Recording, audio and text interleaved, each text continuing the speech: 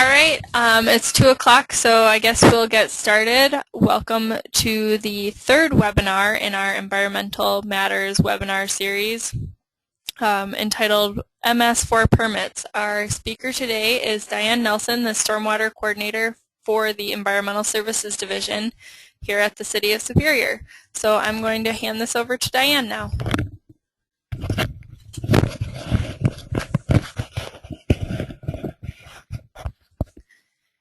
Thank you, Jillian.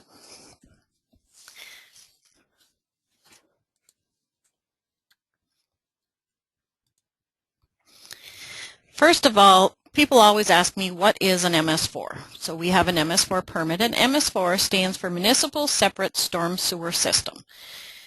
An MS4 is actually more than people think. People often think of the pipes underground as part of our conveyance system, but our conveyance system includes everything that conveys stormwater from where it lands until it hits Lake Superior. So it's a combination of municipal streets that they run on, the catch basins that they fall down, the curbs, the gutters, the ditches, the constructed channels, and the storm drains.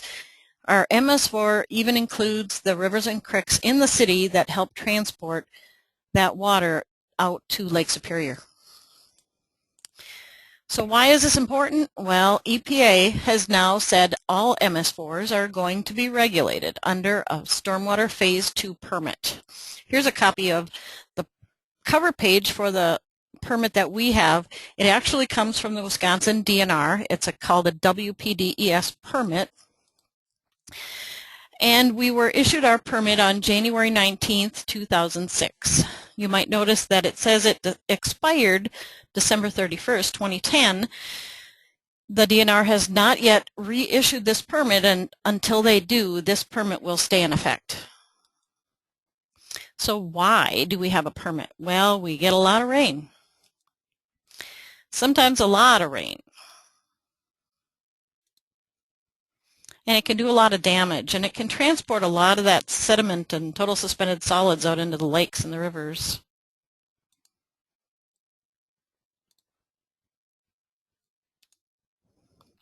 So what do we have to do with this new permit that we have?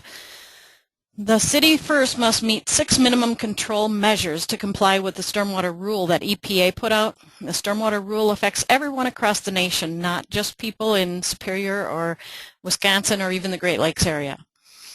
We have to develop routine O&M procedures for our conveyance system, so we have to maintain it in the way that it is needed to be maintained so it conveys that stormwater where it needs to go. And we need to develop and maintain accurate maps of the city and the conveyance system, which kind of sounds like a no-brainer, but I was amazed when we started this how much of our conveyance system was actually unknown to us.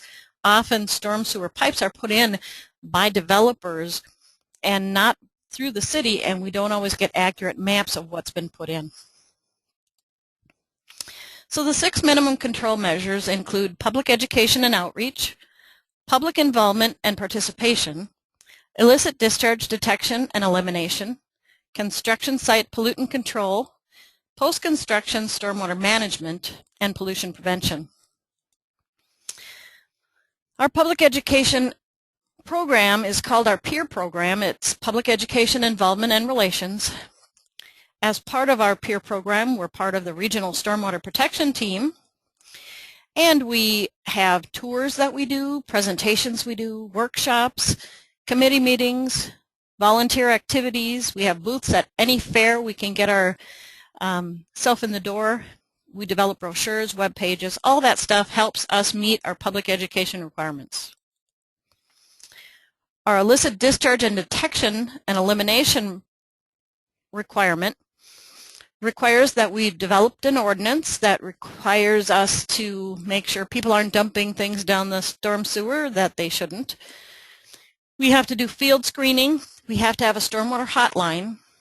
We have to follow up on the calls and comments we get on the hotline. We have to do storm sewer inspections. We have to train our staff to know what to look for. Not all of your illicit discharges are going to be quite as obvious as this one.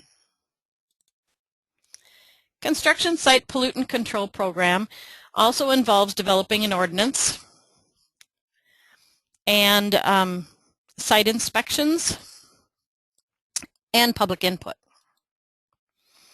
Here's an example of an erosion control device that is no longer functioning the way it's supposed to. And here it is right on the waterfront, allowing that sediment to work its way into the water. So that's not a good thing. That's one of the things that we're required to start taking care of. Post-construction stormwater management, we have an ordinance for this as well.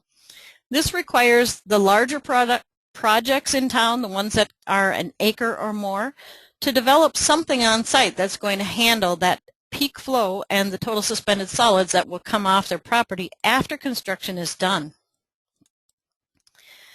Here's an example of a stormwater wet detention pond. Water will flow into this pond, solids will settle out, and then the water will flow from there into Lake Superior. The last minimum control measure is pollution prevention. This minimum control measure requires that we train our municipal staff so that we as a city are doing what needs to be done and not just expecting all of the residents to do the right thing. We have to show a good example and do the right thing ourselves. We also have citizen projects such as adopt a stream, adopt a street, adopt a park, adopt a storm drain, and we have a flood management control program.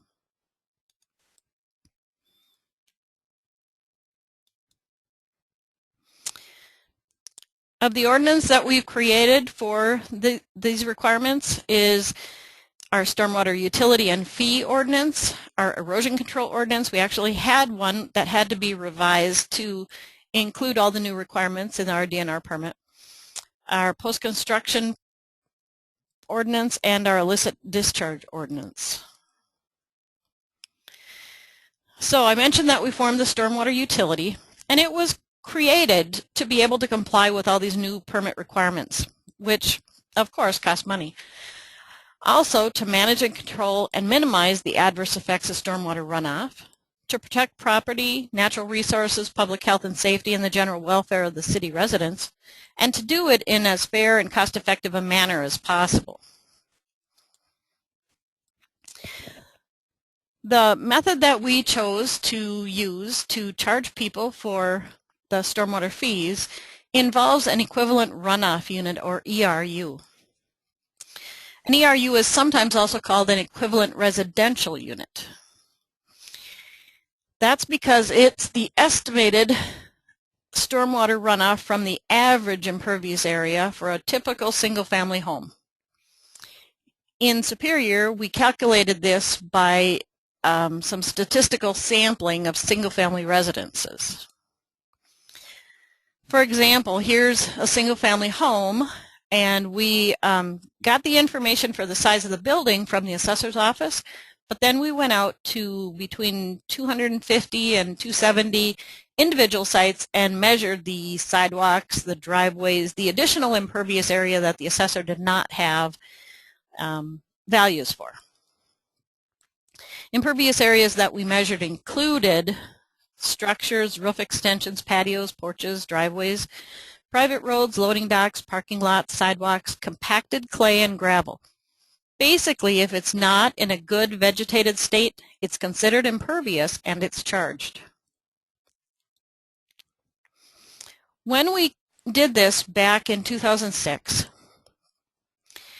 we calculated a number of 1,907 square feet of impervious area on a typical single-family home. From there, we calculated a required variable fee of $3.90 for each ERU and a fixed fee of $2. This was when we first started the utility. Since then, we have gotten more data, and instead of using just those 250 that we originally sampled, we now have data for every single family home in the city of Superior. We now know that an ERU is 2,933 square feet, so we changed our ordinance to include that value.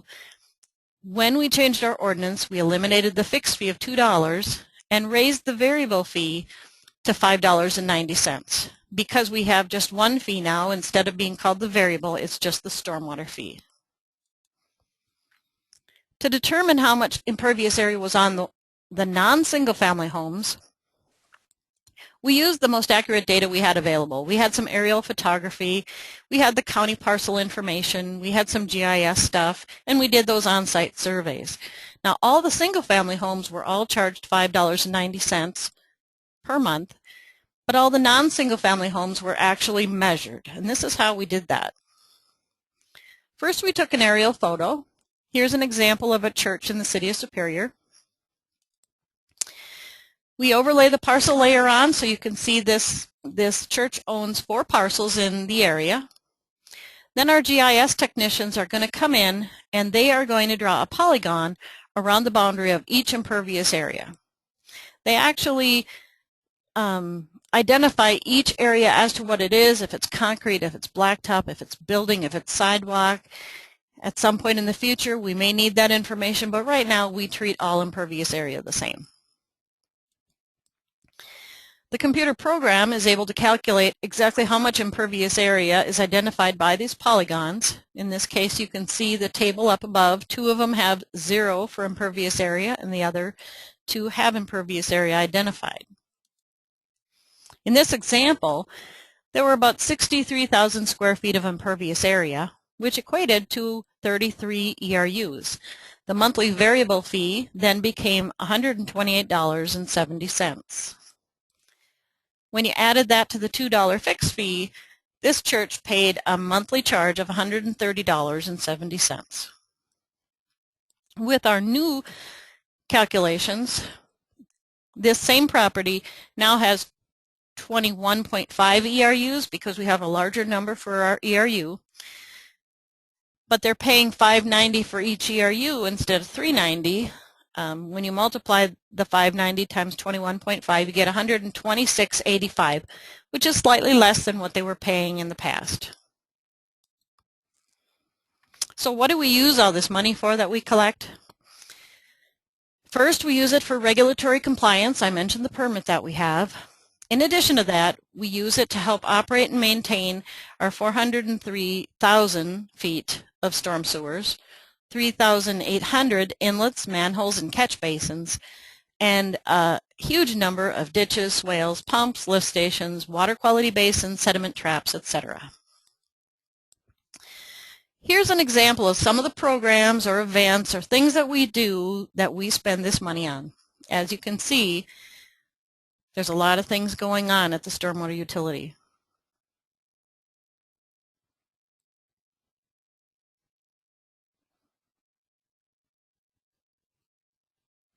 And we're always open to new ideas. If people think of something that they would like us to do that relates to stormwater, we'd be more than happy to see if it's something we can fit into our programs.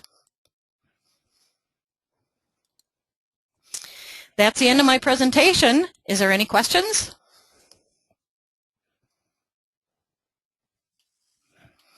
All right, well, thank you, everyone. I hope you learned a little bit about the MS4 permit and the stormwater utility in the City of Superior. If you do have any questions, please feel free to call me at the number on the screen or at my email address.